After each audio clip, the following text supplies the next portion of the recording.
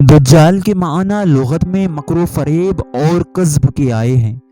बस दज्जाल के माना मक्कार और झूठे के होते हैं। इस लिहाज से बहुत से दज्जाल हुए, यानी जिसमें ये वस्फ़ बद पाया गया वही दज्जाल है। जैसे कि हदीस शरीफ में आया है कि हुजूर पाक सल्लल्लाहु अलैहि वसल्लम ने फरमाया कि मेरी उम्मत में 30 दज्जाल झूठी नबूवत का दावा करेंगे, लेकिन दज्जाल मऊद एक खास शख्स होगा।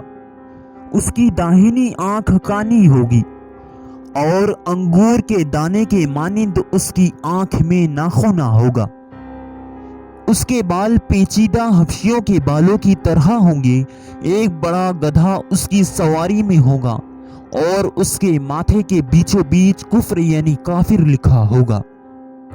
हदीस शरीफ से ये बात साबित है कि दज्जाल एक जजीरे के एक गुंबद में जंजीरों की मानिंद जकड़ा हुआ है और हुजूर पाक सल्लल्लाहु अलैहि वसल्लम की हयात ज़ाहिरी से मौजूद है।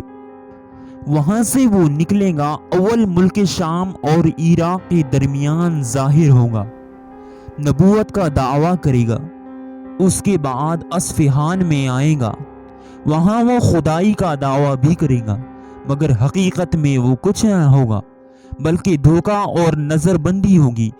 जाहिल और बेवकूफ लोग उसके धोखे में आ जाएंगे। उसके पास आग होगी जिसके वो जोज़ख कहेगा और एक बाग होगा जिसका नाम वो बहिश्त रखेगा। वो जन्नत की तासीर रखती होगी। वो जमीन पर हर तरफ फिसाद बर्पा करता फिरेगा और रुए जमीन पर बादलों की तरह छा जाएगा। उसके ज़हूर से पहले कहद साली पड़ेंगी और लोग फाका कशी में मुब्तला हो जाएंगे।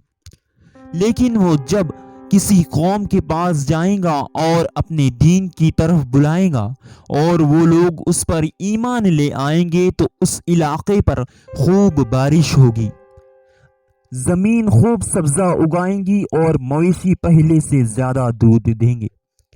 फिर जब वो किसी दूसरी कौम के पास जाएगा और उस कौम के लोग दज्जाल के सहर से मुतासिर नहीं होंगे बल्कि वो उसके दीन से इनकार करेंगे तो सारे मवेशी मर जाएंगे।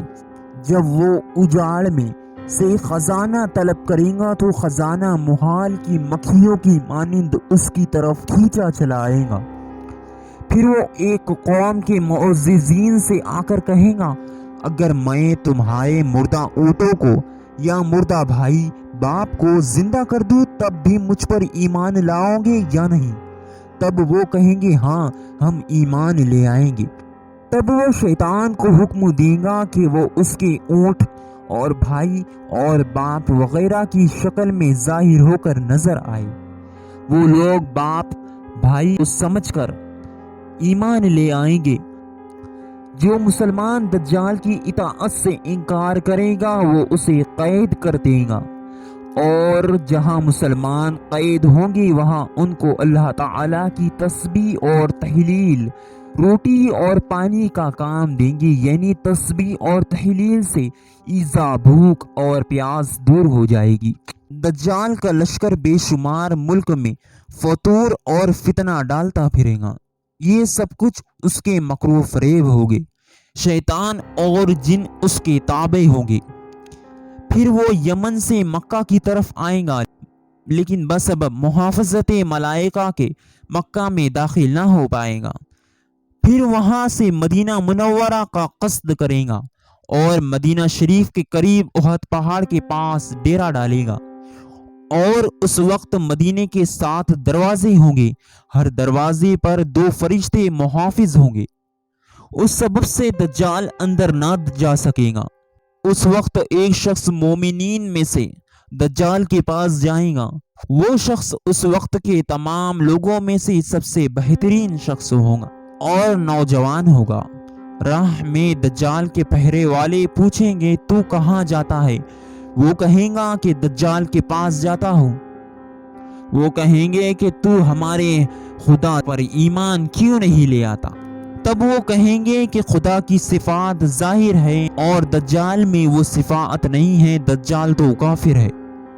یہ سن کر آپس میں وہ ایک دوسرے سے کہیں گے کہ اس کا قتل کر ڈالو۔ پھر ایک شخص کہے گا کہ ہمارے خدا نے اپنی اجازت کے بغیر قتل سے منع کیا ہے، اس کو نہ مارو۔ تب وہ اس دجال کے پاس لے جائیں گے۔ وہ مومن دجال کو دیکھ کر کہے گا تو شاید وہی دجال ہے جس کی رسول اللہ صلی اللہ تعالی علیہ وآلہ وسلم نے خبر دی ہے۔ دجال حکم دے گا کہ اس کا خوب سر کچلو۔ وہ اس کو اس قدر ماریں گے کہ اس کا پیٹ اور پیٹھ پھول جائیں گی۔ تب دجال کہے گا تو اب بھی مجھ پر ایمان نہ لے آئے گا، اور دجال حکم دے گا کہ اس آدمی کو آری سے چیر کر 2 ٹکڑے کر دو۔ وہ آری سے چیر کر اس کے 2 ٹکڑے کر دیں گے۔ پس وہ اس کے دونوں ٹکڑوں سے کہے گا کہ کھڑا ہو جا۔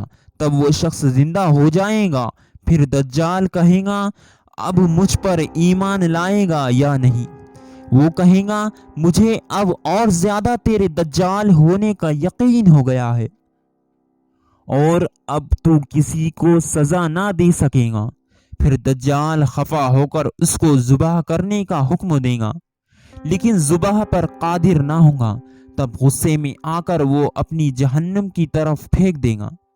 وہ شخص اصل میں جنت کی طرف پھینکا جائے گا، اور عبداللہ بڑا درجہ شہادت پائے گا۔ بعد اس کے دجال کو پھر کسی کے ساتھ ایسا معاملہ کرنے کی قدرت نہ رہے گی، اور سمجھ جائیں گا کہ اب اقبال ختم ہو گیا۔ تب وہاں سے شہر دمشق کی طرف، جہاں حضرت مہدی علیہ السلام ہوں گے، وہاں وہ روانہ ہو جائے گا۔ حضرت مہدی علیہ السلام اسلام کا لشکر لے کر اس سے جنگ کے لیے مستعد ہوگے کہ اتنے میں عصر کے وقت دمشق کی جامع مسجد کے مشرق بیضا یعنی سفید مینارے سے زرد حلے پہنے ہوئے 2 فرشتوں کے بازوؤں پر ہاتھ دھرے حضرت عیسیٰ علیہ السلام اتریں گے اور سیڑھی منگا کر وہاں سے نیچے آئیں گے۔